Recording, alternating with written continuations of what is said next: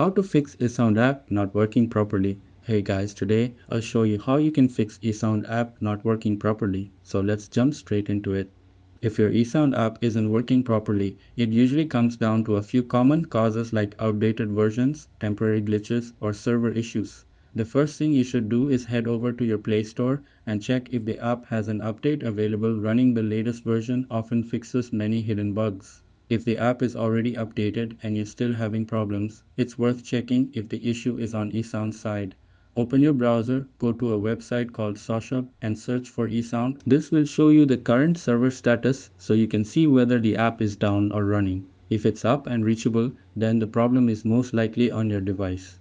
In that case, press and hold your finger on the Esound app icon until you see the option to open App Info. Tap the I button if it appears.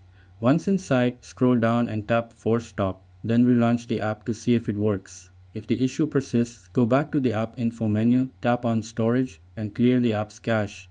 This removes any temporary files that might be causing errors. After clearing the cache, open the app again. In most cases, this should get Esound running smoothly. That's it, and thanks. I'll catch you all in the next video.